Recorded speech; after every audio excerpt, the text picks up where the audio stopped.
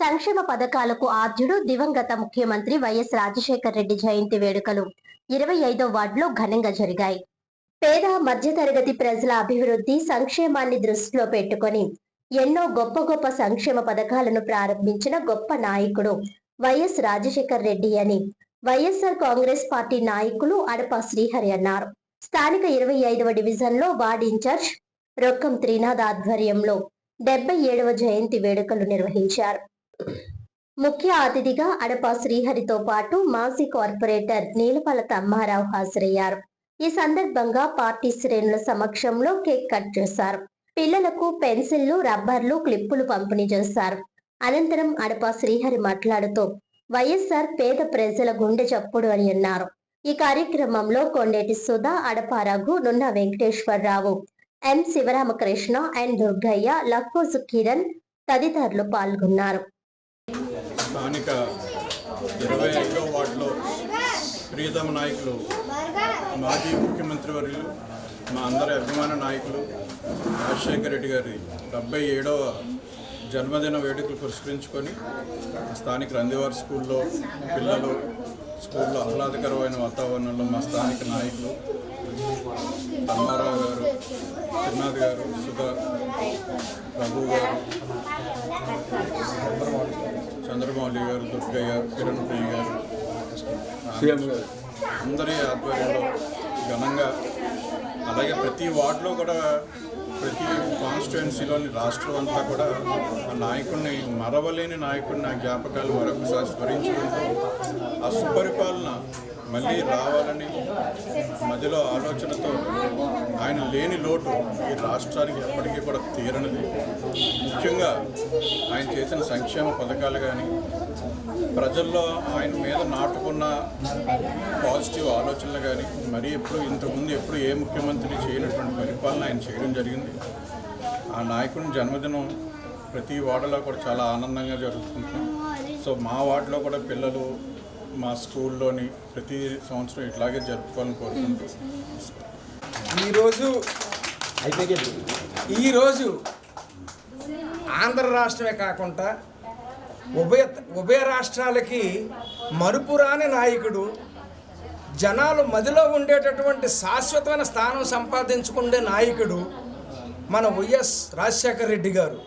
ఆయన స్వర్గలోకాల్లో ఉన్న ఈ ఉభయ రాష్ట్రాల్లో ఉండేటువంటి జనాల్లో గుండెల్లో గూడు కట్టుకుంటున్నటువంటి మహానాయకుడు రాజశేఖర రెడ్డి గారు 77వ జయంతి కార్యక్రమం ఈరోజు జరుపుకోవడం ఈనాటికి మా అందరికీ ఎంతో గౌరవకారమైనది, మరవలేని ఒక గొప్ప జ్ఞాపక. ఎందుకంటే ఆయన మహానుభావుడు. బతికుంటప్పుడు ఒక మాట చెప్పేవారు, మనం చేసే మంచి పనుల్లోనే మనం మరణించినప్పుడు కూడా ప్రజల గుండెల్లో శాశ్వతంగా ఉండాలంటే బడుగు బలహీన వర్గాల్లో కష్టం అనే ప్రతి ఒక్క కష్టంలో కూడా మనం ఉండగలిగితే మనం శాశ్వతంగా భగవంతుని మనం ఎప్పుడు పైకి తీసుకెళ్ళిపోయినా ప్రజల్లో శాశ్వతంగా ఉంటామన్నటువంటి నాయకుడే మన భారతదేశానికి మన యుగ పురుషుడని మనం చెప్పుకోవడానికి కూడా ఎటువంటి సందేహం లేదు. ఈ యుగానికి ఇటువంటి పురుషుడు మరొక పుట్టడు. ఎందుకంటే రాజన్న రాజ్యం స్థాపించాడు. ఆయన రాజన్న రాజ్యంలో విద్యావంతులకి ఫీజు రియంబర్స్మెంట్ ద్వారా ఉన్నతమైన ఇంజనీర్లు కానివ్వండి, డాక్టర్లు కానివ్వండి, గొప్ప మేధావులుగా తీర్చిదిద్దినటువంటి వ్యక్తి మన స్వర్గీయ రాజశేఖర రెడ్డి గారు. ఎందుకంటే మన రాజమండ్రిలోనే మన మున్సిపల్ కార్పొరేషన్గా మహనీయుడు దినేష్ కార్తికేయ కూడా నేను ఈ స్థాయికి ఈరోజు కార్పొరేషన్ చైర్మన్ అయ్యానంటే రాజశేఖర రెడ్డి గారు ఫీజు రియంబర్స్మెంట్ ఇవ్వటం వల్లే నేను ఒక కార్పొరేషన్కి నేను ఒక దీనికి మున్సిపల్ కమిషనర్గా నేను ఈరోజు గొప్పవాడిని కాగలిగాను. ఇదే కాదు, మన ఆంధ్ర రాష్ట్రం అంతా కూడా ఇదే పరిస్థితి. రాజన్న రాజ్యం జగనన్న పాలనలో చేసి చూపించాడు. మళ్ళా ఆ పాలన రావాలని ఎదురు చూస్తూ పిల్లలందరికి కూడా మంచి భవిష్యత్తు కలగాలని, జగనన్న పాలన మళ్ళీ రావాలని మేము కోరుకుంటూ సెలవు తీసుకున్నాం. Thank you.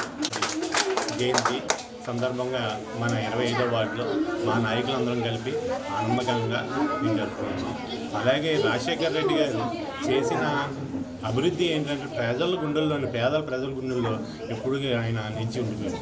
అలాగే ఆయన కొడుకైన మన జగన్మోహన్ రెడ్డి గారు చేసిన కార్యక్రమాలు ప్రజల గుండెల్లో ఇప్పటికీ ఉంటాయి. ఎందుకంటే పిల్లల విషయాల్లో చిన్న చదువుకున్న పిల్లలు ఇప్పుడు ఏంటంటే స్కూల్లో ఫీజులు బాగా ఎక్కువ ఉండడం వల్ల ఇంగ్లీష్ మీడియం స్కూల్కి ఎక్కువగా అటాచ్మెంట్ అయ్యింది. కానీ ఇప్పుడు గవర్నమెంట్ స్కూల్కి బాగా అటాచ్మెంట్ అయ్యింది. ఎందువల్ల అంటే జగన్మోహన్ రెడ్డి గారు చేసిన అభివృద్ధి ఎలాంటిది అంటే ప్రజల్లోని చిన్నపిల్లలకి ఏ విధమైన విద్య ఇవ్వాలో ఆ విధమైన విద్య, ఎలక్ట్రానిక్ మీడియా, ల్యాప్టాప్లు ఇవ్వడం, అలాగే ఇంగ్లీష్ మీడియం స్కూల్ చేయడం, ఈ విధంగా జగన్మోహన్ రెడ్డి గారు చేసిన పనులు ఎంతో అభివృద్ధి అయింది. అదే రాజశేఖర్ రెడ్డి గారు ఆయన స్ఫూర్తిలోని జగన్మోహన్ రెడ్డి గారు చేసే అభివృద్ధి ఇంకా ఎంతో ముందుకు వెళ్ళాలని కోరుకుంటూ సెలవు తీసుకుంటాం.